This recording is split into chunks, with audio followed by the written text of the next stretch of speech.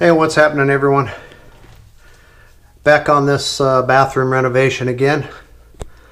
And right now I'm looking at, or you're looking at the new drain coming from the new bathtub. I got the bathtub installed.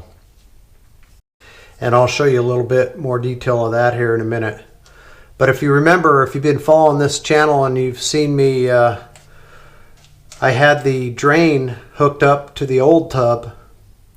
And when I decided to replace the tub, now I have this to deal with. So what I did when I took the old tub out is I just capped this off. Bought a cap and capped it. But as you can see, that drain pipe coming down from the new tub is not completely vertical because the edge of the tub had to be lifted up half an inch or so to make the tub level. I didn't think that this was going to match up again. I figured I'd have to redo it. But instead of redoing this entire trap and cutting back into here and doing all that work, I'm going to try one of these. And this is a 1/2 inch, 12-inch extension tube, and it has a bendable section on it. Amazing what they do with this plastic these days. I'm not a real big fan of the plastic, although I have to admit that it is pretty easy to work with. This thing cost about $5. So I'm going to be giving this a try. It has an end right there that will slip up onto that tube that comes down from the tub.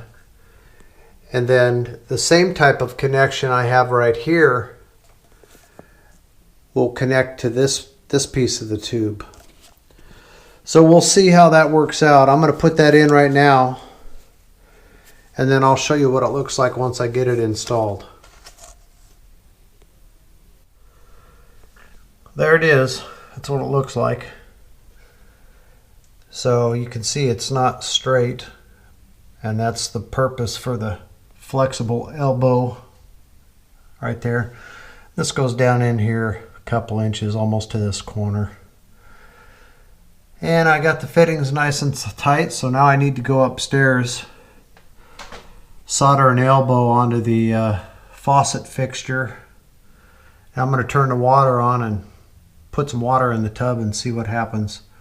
Actually, I may just test the tub with a bucket of water first, see if this drain is good, and then I'm going to fill the tub to the top and check the tub overflow drain and make sure that that's working and not leaking.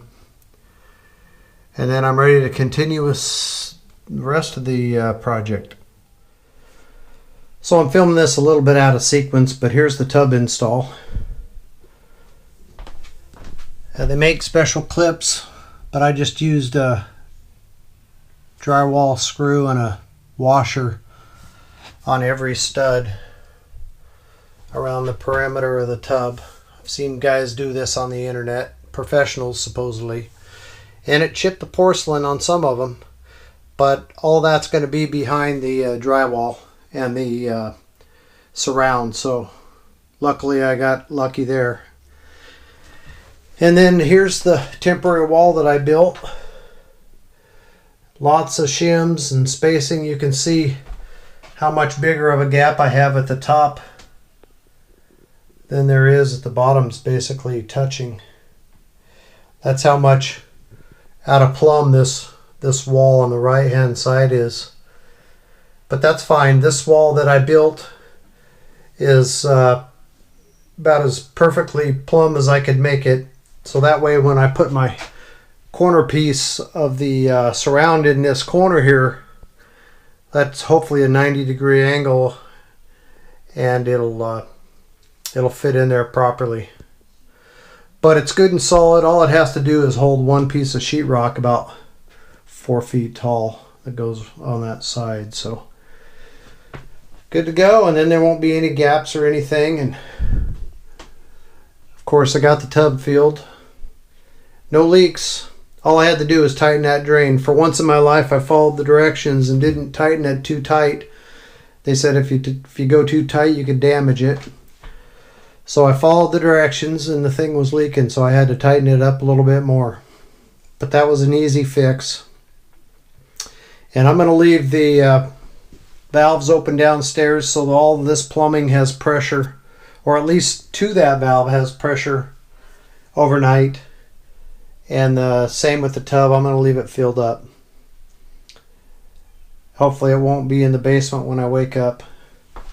And if all's good there, then I'm going to drain the tub. And then it's going to be another trip to the hardware store to buy some Dura rock or some waterproof sheetrock or whatever they use for this stuff. And then start measuring and cutting and getting that installed. So we're moving along. This piece here, I went ahead and had to solder on an end so I could screw this. That's the new spout that's going to be on there. But I'm going to desolder that after I get done filling this tub. Take this off, it just screws on there. Take it off, desolder that piece, because I'm going to need to cut out a section of that pipe and then move that piece back just on the outer edge of the sheetrock, or whatever the distance the paperwork says. Maybe it's 3 or 4 inches, because that pipe goes clear to the almost to the end of this where the threads are. So whatever that distance is, and it's in the paperwork. And I looked at the guide for this, and the handle does point down, so the hot and cold is correct. It actually says, you may not be able to read it with the lighting in here, but this says hot, and that was the hot side. So it's all plumbed properly and we're looking good. So we'll see you guys on the next one.